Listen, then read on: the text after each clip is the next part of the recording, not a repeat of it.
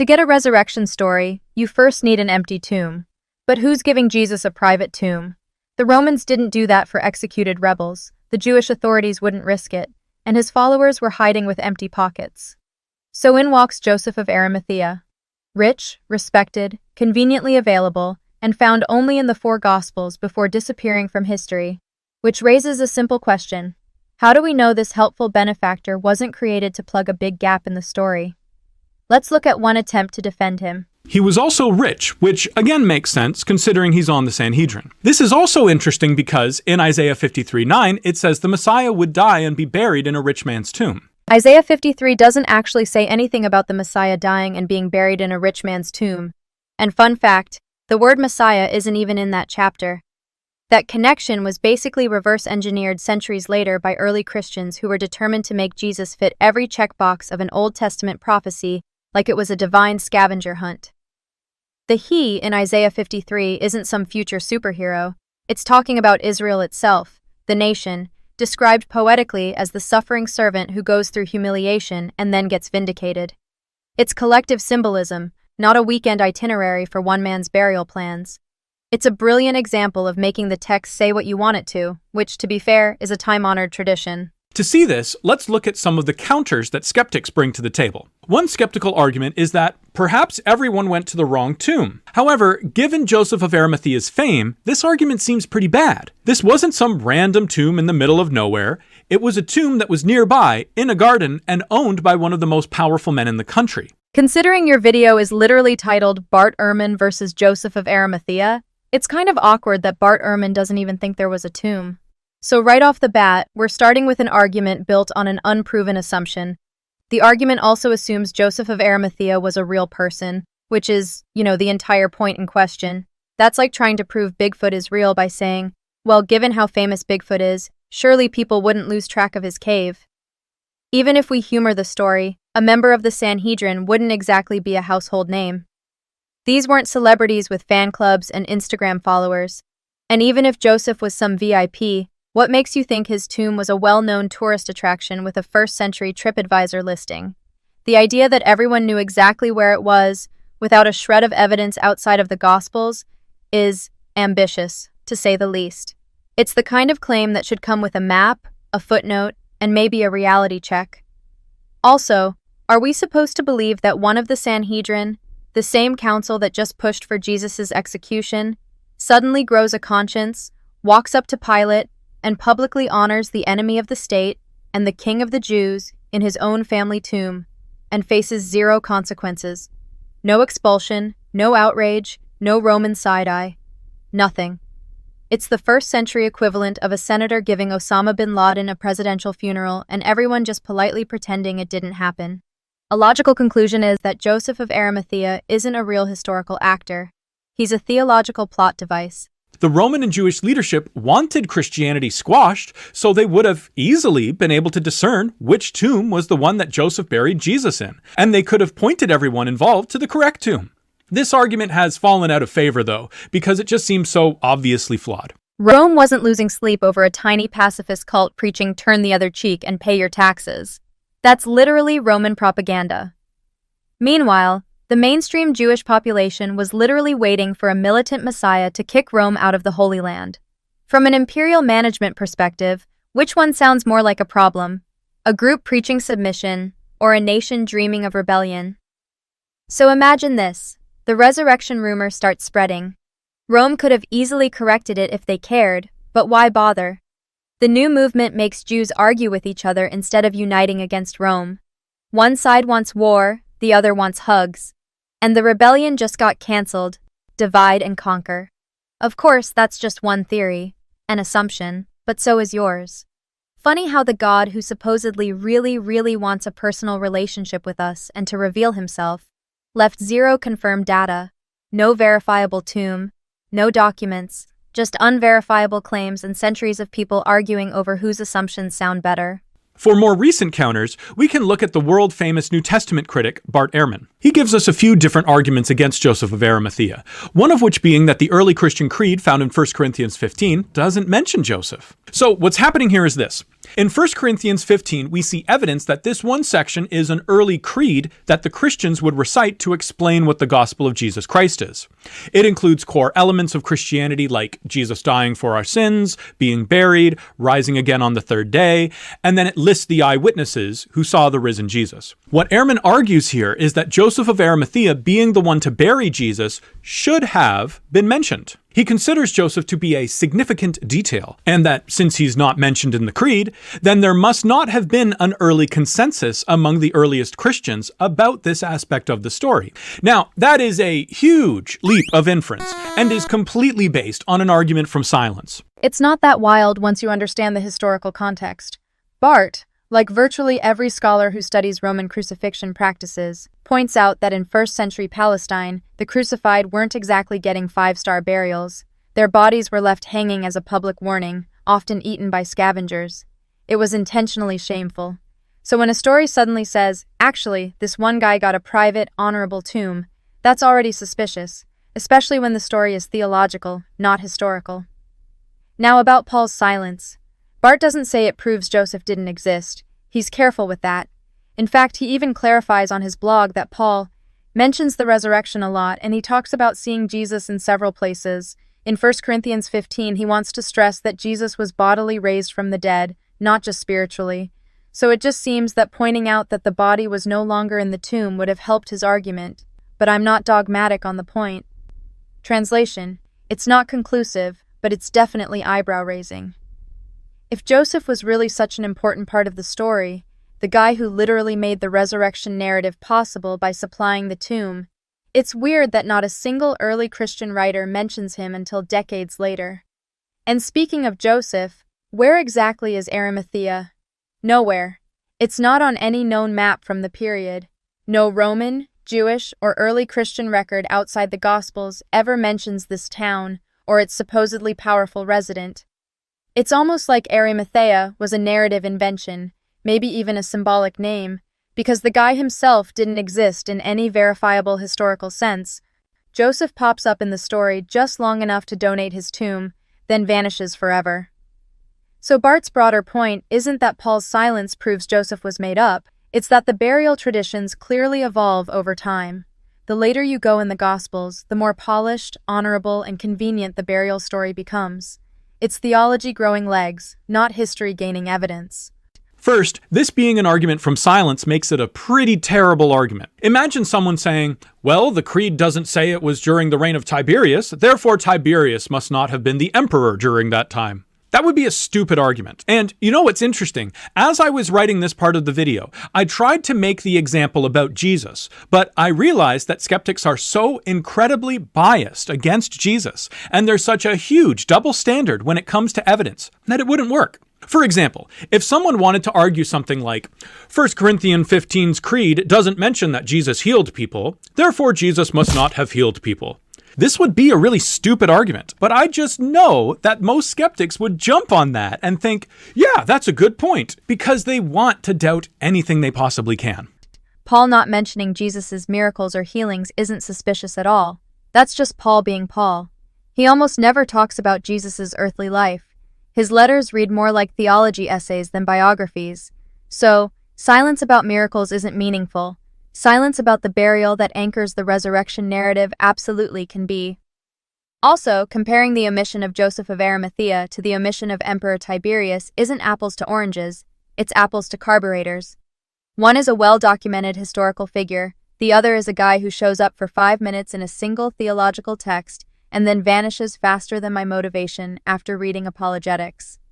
The issue isn't just what's missing, it's why it's missing, and what kind of sources we're dealing with.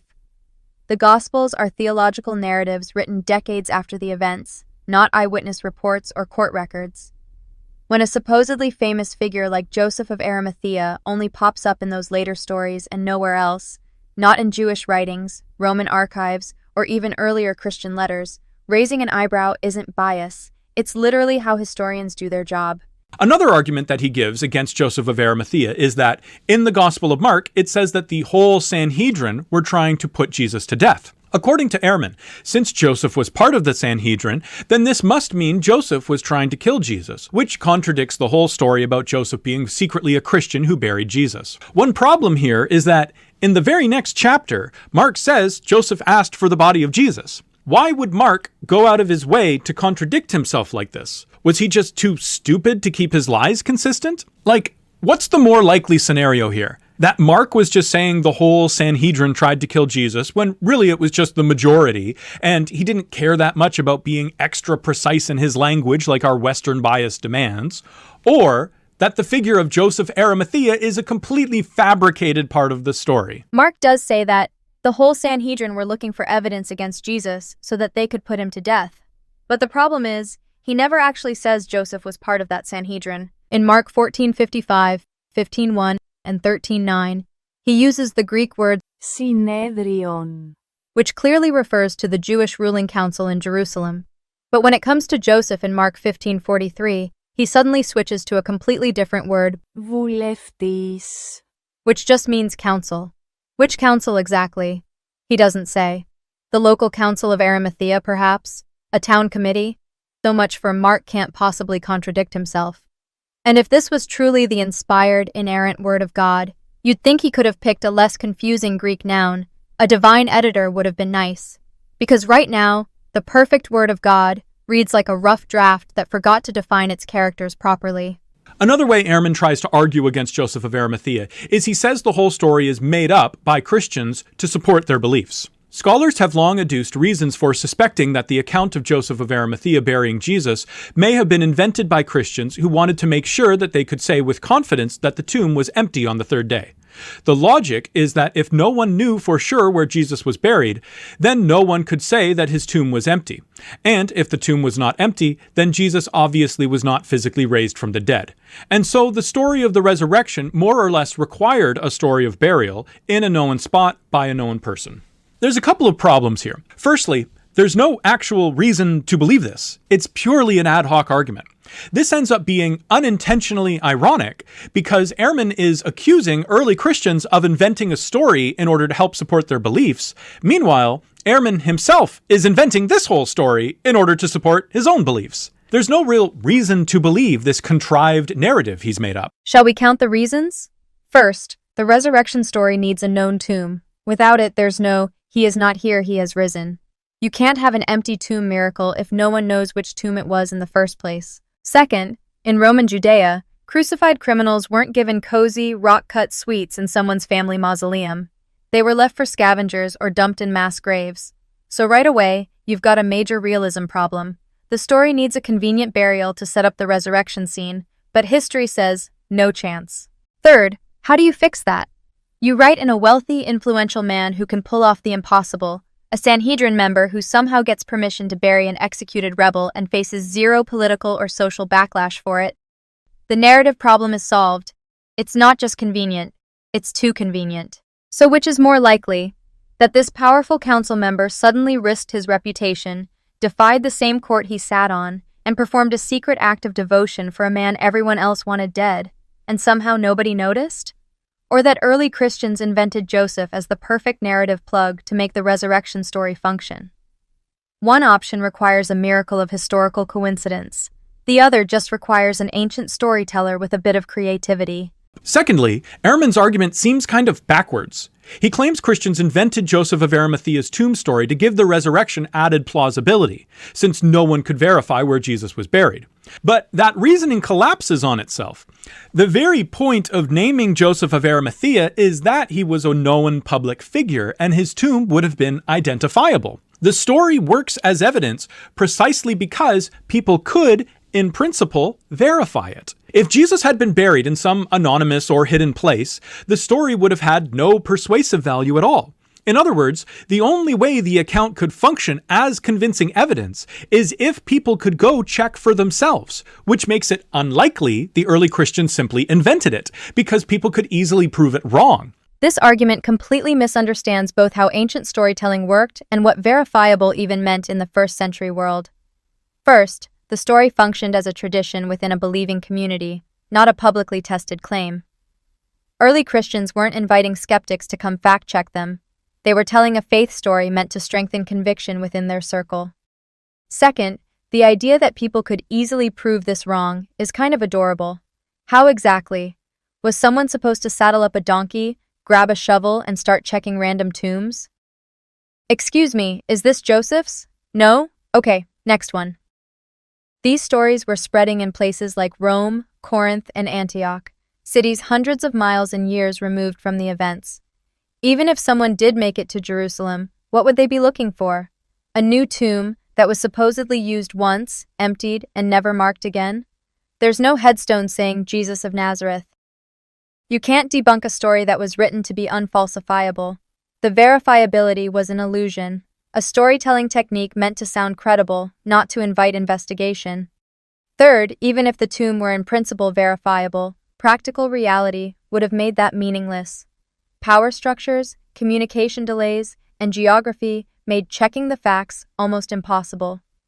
Information traveled slowly, and once a narrative took hold within a community, it became self-reinforcing long before anyone outside could challenge it effectively. Finally, the claim that early Christians wouldn't risk being proven wrong assumes they expected some kind of hostile investigation. They didn't. The earliest movement wasn't built on forensic evidence but on visions and revelations. Their belief in the resurrection came from personal and communal religious experiences, not from touring an empty tomb. That story came later, as a way to ground mystical faith in a physical, historical frame. The Joseph story wasn't designed to survive scrutiny. It was designed to sound believable to people who'd never be in a position to scrutinize it. Is Joseph of Arimathea a made-up person? That wouldn't make any sense because the Sanhedrin was the highest-ranking Jews, and so they would have been incredibly famous. That's actually not true at all. The Sanhedrin wasn't some celebrity council whose members were household names. It was a governing body of elders, priests, and scribes, basically local religious and political elites in Jerusalem. Outside their own circle, most Jews in the region wouldn't have known the names of its members, let alone people in Galilee or beyond. So saying he was on the Sanhedrin doesn't make Joseph of Arimathea automatically verifiable or well-known. Also, the Sanhedrin had what, 70 members? Are you telling me that all 70 were incredibly famous public figures whose names and deeds were known to every fisherman in Galilee and every merchant in Jerusalem? This is an appeal to prestige that completely collapses under the slightest scrutiny. The fame of the institution is being illegitimately transferred to every single individual within it. Most of them are historical ghosts, lost to time, precisely because they weren't all individually famous. Also, this wasn't a story that came about generations later. The Gospels were written just a few decades after the events they describe, and while some skeptics try to make this seem like a long time, by ancient historical standards, it was a news flash. That sounds impressive until you actually think about what a few decades means in an ancient oral culture with no written records, no printing press, and no social media to preserve details. The Gospels weren't written by eyewitnesses furiously taking notes at the cross. They were written 40 to 70 years later, in a different language, by authors who never met Jesus. In that much time, stories don't just survive, they evolve. They grow, they get polished, and they start serving theological purposes more than historical accuracy. By the time Mark wrote his Gospel, around 70 CE, Jerusalem itself had been reduced to rubble. Even if someone wanted to verify the story or go check the tomb, there was no tomb left to check. That's more than enough time for faith-based traditions, like a sympathetic Sanhedrin member with a conveniently available tomb, to take root. And let's not kid ourselves with the ancient historical standards excuse. Sure, some ancient biographies were written centuries after the fact, but that doesn't magically make 40 years a news flash. If someone today wrote a biography of JFK based entirely on campfire retellings within a political fan club, we'd all know to take it with a truckload of salt. The time gap matters, the motive matters, and the Gospels weren't investigative reports. They were theological proclamations dressed up as history. Imagine trying to convince someone today that George Bush is a mythological figure and doesn't actually exist. That would be insane. Or maybe Joseph existed, but wasn't a member of the Sanhedrin. Again, that seems really insane because the Sanhedrin was such a high position in the country and the members were well known. If he hadn't been on the Sanhedrin, that would be immediately obvious to everyone. That's a wild analogy. Comparing Joseph of Arimathea to George Bush is like comparing a campfire rumor to a press conference. We know George Bush existed because we have videos, photos, government records, news reports, and millions of living people who saw him. Joseph of Arimathea, on the other hand, shows up only in the Gospels, written decades later, by anonymous Greek-speaking authors who never met him and who were clearly writing theology, not history. There's no trace of him in any Jewish, Roman, or even early Christian records outside those texts. And as for the idea that everyone would know who was on the Sanhedrin, everyone where exactly? The Gospels weren't circulating around Judea for peer review. They were written far away, long after the events, for mostly Greek-speaking believers who wouldn't have the faintest clue who sat on the council decades earlier. Jerusalem itself had been destroyed by then, and anyone who might have known was dead, displaced, or busy trying not to starve in exile. So, instead, what if Joseph never asked for the body of Jesus? That seems strange too, because the disciples were talking about the tomb being found empty just a few weeks after the crucifixion of Jesus. This means that Pilate would have still been in office and could have easily contradicted the part of the story involving Joseph asking for the body. Worse yet, Joseph himself could have contradicted this, because he would have still been around. That sounds persuasive only if you imagine there was some kind of ancient press conference where Pilate and Joseph were taking questions from journalists. In reality, there's no record that anyone checked these claims at all. The idea that Pilate, or any Roman official, would bother issuing public corrections to a tiny fringe movement of Galilean peasants is unrealistic. Romans crucified thousands. Jesus was just one more. The fate of a single executed peasant prophet, one among thousands he'd likely crucified, would have been beneath his notice. Imagine Bart Ehrman is right, and the whole story is made up by the Christians, and Joseph wasn't a Christian and didn't ask for the body to bury Jesus. Joseph shows up to work the Monday after the resurrection, and all the rest of the Sanhedrin start grilling him with questions. Are you secretly a Christian? No! Did you ask for the body of Jesus? No! Where is Jesus' body now? I don't know! They could announce this publicly and make fools out of all the Christians, and squash Christianity right then and there. This whole argument assumes Joseph of Arimathea actually existed and was a public figure who would have been recognized by everyone, which itself is unproven. If he's a literary character added later, then of course there was no Joseph to show up to work on Monday and answer questions. The story simply didn't exist yet in the form we read it today. It developed over decades of retelling and theological shaping. And that they could have squashed Christianity easily idea is weak. Plenty of movements in history spread despite contradicting the official story, because most people didn't have access to official information. Myths grow precisely in those gaps where no one can fact-check them.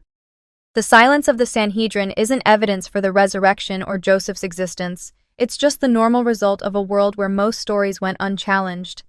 All of these arguments from Bart Ehrman really seem like just pulling ideas out of thin air, with no real reason or evidence backing them up, just so that he can be as skeptical as he possibly can. The irony here is that Ehrman is not even that radical among historians. He's actually pretty conservative compared to other secular scholars. His skepticism is built on analyzing how legends form, how sources contradict each other, and how theology evolves over time. You know, boring old evidence-based reasoning. If anyone's pulling ideas out of thin air, it's not the historian using standard critical methods. It's the apologist insisting that the burial story matches prophecy and was definitely verified by public figures no one else ever mentions. The scandal of a member of the Sanhedrin converting to Christianity and helping to honor Jesus in burial makes it impossible to lie about it. If it was false, it would have been too easy to contradict. By who? The Romans? They didn't care about Jewish sex squabbles. The Jewish leaders? They weren't running around with microphones clarifying burial records for street preachers of a tiny, obscure, and, from their perspective, pathetic messianic cult. We're talking about a movement that, for years, was a handful of uneducated peasants from Galilee. The idea that the Jewish High Council, a political body dealing with the constant threat of Roman oversight and massive public unrest, would hold a press conference to refute a rumor about one of their members and a crucified body is beyond absurd. It would be like the U.S. Senate launching a formal investigation to debunk a flyer being passed out by a fringe group in a park. Engaging with the rumor at an official level wouldn't squash it. It would legitimize it and give the fledgling movement a status it absolutely did not deserve. The truly powerful response is dignified, silent contempt, not a public debate that elevates your opponents. And the general population? Most of them couldn't read, let alone fact-check a rumor that spread within small Christian communities decades later. The whole "it would have been easy to disprove" claim assumes a modern information system where everyone has receipts. In reality, there were none.